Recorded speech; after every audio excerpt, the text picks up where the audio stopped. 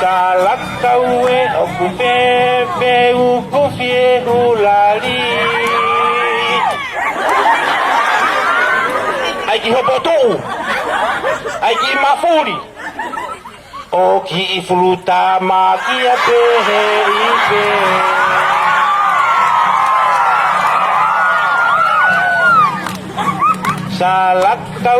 Salakaue, oku pepe ki fofonga e hulali. Ki naniwi, ki malomi. Oh, full beautiful baby.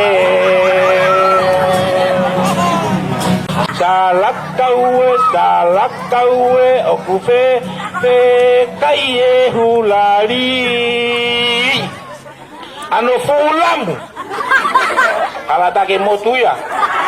Ano fulumu, kate kisio si holo. Ala take homoya. Oha ofu fe kaya ya. Ai te ki maleka ki turi ki tu hila holo. Kai ano fu folo fe kate.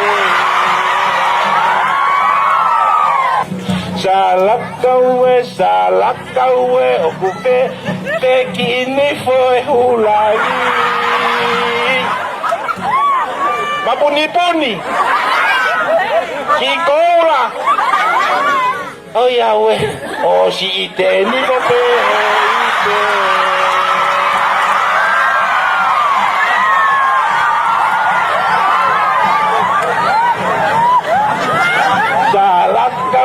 Salakaue, oku pe ai sino e hulali. Ki tutue, ki pakau. Yahweh, ofu la laipe ite.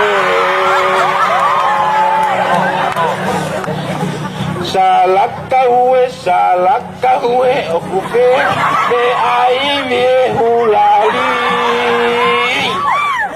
Yahweh, koe ngaue. Lere.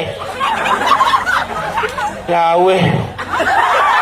O si ito lalope ipe. Salakaue, tukuhau si ihela. Oia, buka kamoto. O si lere hake mai te au. Koe taimi koe na e whauai e TCL. Pea koe pure angape na ne whakarere TCL. Ia e fu poto ia na hauira o talaange ki he TCL. Ke mohu mai moua ai TCL mo TCC o ta utu he poate tatau o ne control e fu whaipa. Siri ai. Koe foi tūtu uniko ia ke nao mai ki loto ki he. Ko i kai ke kei pure i he pure a ngāia ki he whakalufua ai anga hono whakarere ai fu teknolosia ko e ni he uta utu atu ai ongo tama pisinisia i loto moe pure anga. Ai e tarea ke papau, o kwelo, ko toki mawahe maene, o kwelo ke fu seme ni tu te iau. Sai, ko poi ni eni. Ka i kai ke tau tokanga ki he kakai o nau take Fonua. Ko e poto koe no kou talanoa tia na ne whau ke ave o kau taha ko e ni, e ua ko e ni, ke whanopo e whanere o talanoa peke ngai kau taha. Koe talanoa e kakai. Ave naua ta utu i loto. Ko hae mea hoko ki he ahoni. Ko kompromaisi ai nofo e pure a ngasio whakalufua, he ko ta utu e ongo tamai he tawhaaki, ko naua na sio paanga naua ia. Hawa tamapota koe ni o tala mai ke ai e whaipa ke ne hanga o control aki ke ne hanga back up e whaipa. Koe lau a mamani kaua iau. Oa na ke hanga return he system e ka system tatau. Oa na ke return he ke ipolo a ke ipolo. E palo parema. Koe hame na hoko he motu nima koe nipiwen. Koe motu ango fo ke ipolo lo ua na ai koe ke huka hake koe ke Hawaii. Sai, Koe foi totongi koe na e whai he area mo e Hawaiki. Koe ono miliona, os totongi e tolu. E tolu miliona. Koe no aka ke totongi mo tolu miliona pe umao hopo, Sai te utalata me tawake businessi. Tata businessi o behene ne no molo. Kake o mai hau tolu miliona, te uatu ka koe ho senit kikpeki, koe uhi ko o mai e tolu miliona. Ona tala mai atau ka business e taere pei mamani. Sai, koe tama koe na ne hanga teke ke saini ai TCL ke ave tolu miliona ku os ave. Ko faka'aau'anga ai hopo koe ni koe ke uhinga ke malohi pea tongani. Kai kumi ke mao pena sini ave ke tota koe. Teke sio ki heni. O kutoe teke pe tolu miliona koe ni ke totongi. Te talatu e au kumi tamsikona ne whai tila koe ni. Ko au te utalatu koe uhinga lahi o e whai hopo koe ni. Ke hakure ai mea ke au, ke ilo pe koe whiha na ave ki ai. Siangi ai, osi ko ia. Osi tau pe tau totongi foi os ave tolu miliona, mahal na kikpeke foi mea se ni te tolu miliona koe. Toi o atu mo tolu miliona o ege totongi, o pau pe mea sai, osi ia koe ia. Koe hoko koe foi paipa ke au koe ki meihe ki wawa o whanoa miliona ia. O ke pehe, pea foki ki he kautata tau. O ke pehe koe tamana ne atamai e fufoi sistemi koe nini me 9 miliona, e tafe siri ni me foi 12 miliona, whanoa miliona. Te ke sio ke toko taha koe ni o ku kihi pe ia mo e kakai unau netua ka alopureanga. O ku nau tala no Hawaiiki pe nau tolu. Whei mo totongi, whei mo ai me whanoa miliona. Koe whainga rea ko ia o tatau ho nau ngutu, he uke fufu i tila ki kihi te utalatu. Te utalatu eni, koe uhinga alu ai mea koe ni, he koe neonga teknolosia koe ni, kai ke tokanga e pureanga. Ki he ene wesia whakafoi ulu, o ku hiri he masiwa, te utalatu, o kai ke aonga e mea koe pureanga. Koe uhinga e pureanga, ke ne ta ofi ai whakamore, ke maa ki heuma e masiwa. Koe taingo ala te pureanga toi va inga ia, masi. Pero uhinga koe utala noa, kemou sio fklelei ka inga, o ge teknolosia o hau he ahoni, o kai ke fisikolo ia, pea o toi whaingo fuange pau. Te tātou ilo pe piveni, kana e kai pipiki a piveni, o tau whakapeka e foi tila koe ni. Te mou sio heni ai ngahi pau o whai, te tātou whi meta. Tātāna ke rewa kau ai whakatahanga tahaya. Fo i teita senta koe nai whakatau, ata mai pe tamatatau koe no goureat ki ai. Whakatau 2.2 miliona. Totongi e TCC, kai pai pasi e procurement ni. Pea tok whenga e procurement ni e wharipaanga ke nau totong whafoke 2.2 miliona. Koe whainga pau ue se tita koutalatu e whainga teknolosia koe ni. O kela fu teita senta koe ia, maat mautolu e ki USP, pehe mai e ki sio ne me fukau poto koe ia. O moe fu te whanoa koe na maututong 2.2 miliona, mo sio mai ke ki me o toa he tainimi. He ko alu e teknolosia e. Ka koe fui pau e 2.2 miliona koe kua os totongi. Ko haina ane fua e fukawenga koe ia. Ika koe ko fua ko tohe masiwa. Kau ki ai hahingo e tau tā koe ia? O ko ilo pe e ure hat koe. Ki hau e ko o stonge to'o e tau ata mai me foi whakaukau koe. Ko foi 1 miliona koe ia. Ko foi tutu unia e pare mia koe ni he aho koe ia. Ke li ai. Koe taima na whehu i ai pe ko hai business case. Ko hai ai technological mo financial benefit. Ki he communication ni pe mo connectivity ma ai Fonua pe me kakai Fonua. Kai ke ia ha mea pehe ia. Koe taimi koe ni nau hua tai koe whaiwhekau wana na ke eke mai koe na ni pehe koe na ke tari koe. Koe ia na e sea he taimi koe ni. Koe eke rewa e mautolu ki ai. Koe hae makatunga he nai kau he puate koe. Hae makatunga ne mou whai tu uni ai. Ke komiti ono miliona solo soka o mai whakakau ai. Koe konture ki ke langa ai whare mohono a mono ki whare reo. Ai ki whare reo. Ai koe, langa ha whare, langa no a no keiti, ai mo ki whare reo i tuahe. So ka o mai pia fui concept. Kai te mau e sirini a ke langa ka atoa fui whare, langa moe a. Mau pe ki kura ki sirini pe ke langa i ki whare koe he mea. Ki he kautaha koe a ke engage pe, kai toki kumi ha sirini ke toki langa he whare. Kai o mai e fui sirini koe ngā ke ha, ke no ai konture ki kai lava ke mo ui. E kai lava ke hok. Ai koe whakaukau ia te au he tui. O na e malicious i he whakakaukau ke lia ono miliona ke o e toi tau te lava o toi whaiha whakaukau ke. O hinga i kurau. Koe ngā, ai koe me, o si lia ono miliona. O si whakamore ono miliona. Koe whiu i rewa. Ke langa whare mono au whihaia. E whiu mai e mahal mo ni mano miliona. Ai au hai he konture ki e ono miliona. Ake foi konture ki hoko. Ke toki ai ke heia. Koe ai eia ke whai mo whakatu as. Koe mea ia mautolu e ko si. Ai a koe whakaukau rea. Ka pau rewa ia has time ke toi ai whare mo a. Kai ke toi lawa awe ka kautaha ke nau o mai ha toi pitiange o maa. Ai ko kuhinga koe whakaukau ke eke mai whakapau koe hae mea hoko. Si solo kai ke tui i he atamai lelei ai pureanga ke nau ki hoka te ki kola.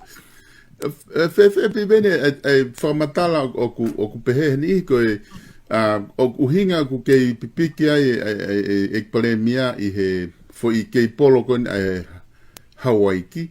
Koe ngahe koe na ase whae hopo ia i Nusilani pa na whimau e ki totongi e Tonga ia paanga taha miliona ka pau e mau i kontraki. Solo, koe taisi.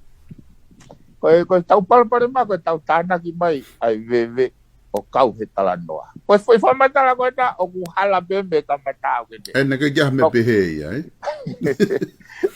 Mea pango koe kai ke lava whama opo. Kau whamatala au solo ki he hopope moe. Moi nau koe whi kei poro, he? Ain go lau. Koe konture ki nai whai he tonga kei polo e aho koe ia. Ke langa ki whare koni he te iti an go utanua. Poko whai ti connection koe koe nei li koe he maha o. Koe konture ki koe ia kamata pehe whai langa koe ia o osi whai langa koe ia. Ka kui kai ke iai hau. I he ki whai konga ko ia in itself o kui kai ke ne malawa ke ne o mai hau. Ha whai ngā benefiti whakateknikare, whakafinance ki he Fonua pa mai kakai.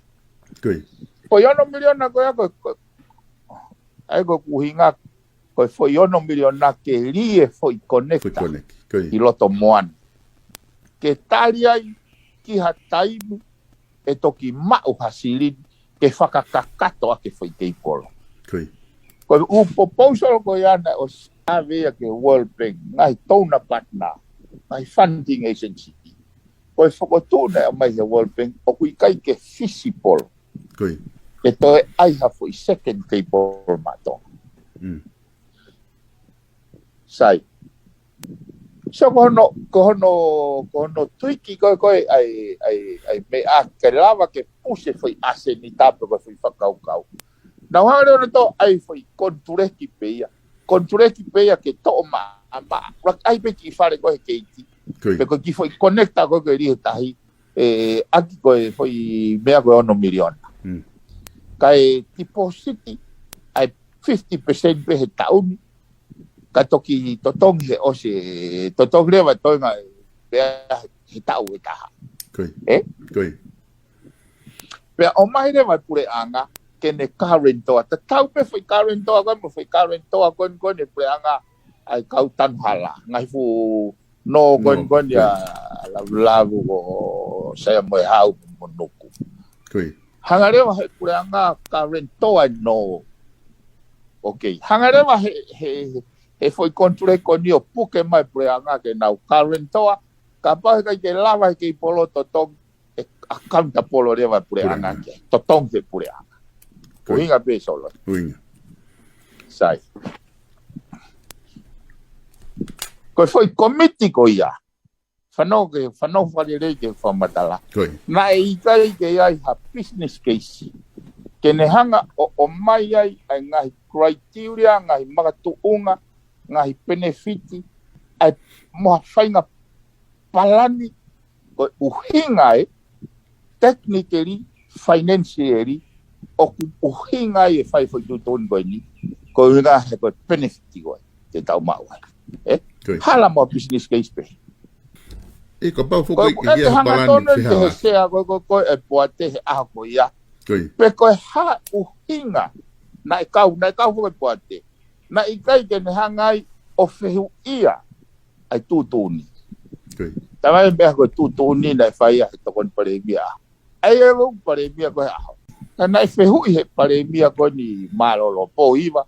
I he whare area u aftaha walu. Ki he paremia koe he aho ni. Whekau aki moi mea koe. So koe nā ku whakaongongo he aho koe ia nau whanau wharea. Nau whakaongongo ka paua koe ke lawa he sea i poate o mai e ne whakamatala whakamatala uhinga lerei whakateknikare whapanga. Nā ku whakaongongo e pehe e lawa he paremia koe aho ni. I whare area he aho koe ia. O mai ea e ne uhinga ani. Koe sio koe uhinga ani o hake koe he paremia koe aho. Koe tutuun kapneti. Koe e se dita, koe mena ko tokanga tau ki ai, mau uhinga kia piveni, koe fo itama kākā. Koe mea tatau pe eni nai whai hono whakatau aki koe ai tongi aki. O hake o tala mai, koe hongo 10 miliona moe ngai whamatala. Whakatau, koe mea hoki aho ni. More ta miliona e fuwako ea aho topi. O hake ai ni wakai, whakatau ake tāpoi 5 miliona. Tamata tau ben. Pe awate koe tai nim ke whakatau atu ki muri, kai lawa ke tuku atu ai more ko ia. Kai ke tāria ha tahi mamani ake tahakilo. Ai kolona e totongi aki e tāpoi 5 miliona ai masiva. O atu koe ahoni o tātu, kai ke lawa e fuwakai lere. Tuku atu ai ke whakatau e hataha. Tuku atu ke whakatau e koloana e totongi aki e tukuhau e masiwa tāpoi 5 miliona. Kai ke tāria tahi mamani aki e takiru. Siangi ai. Koe foi pau u koia. Ngai pau u lalahi koia. Musiki ai. Oku alu peia he hongo 10 miliona, 2.9 miliona, 5 miliona, hiva 9 miliona, 5 miliona. Oke fanongo se tita kakainga. O mo fanongo mai ke mea ufatano ke agrisi. Koe fakafufuu i pala. O te ki ai ke ngahe fu i pala taki sai. Te ngā popula tahai e hiva 9 miliona. Te ngā popula tahai tāpoi 5 miliona koena. Me fu i 2.9 miliona koena te ta senta. Sang, kua pau ke tau whenga ke oua e hae he tama teknolosia. Ai whare o nihu munga ke teknolosia. Kau kou tāna tau ke tama kou ne whakatau kātoa e teknolosia. Kau mea. Tokanga ange foi mea ko ia, he oku whakauri ange foi aia ko ia. He deu tātu koe oseange aho. Oku hiri koto kotoa ngai whakatau koe ni i he uma e masiwa. Wow.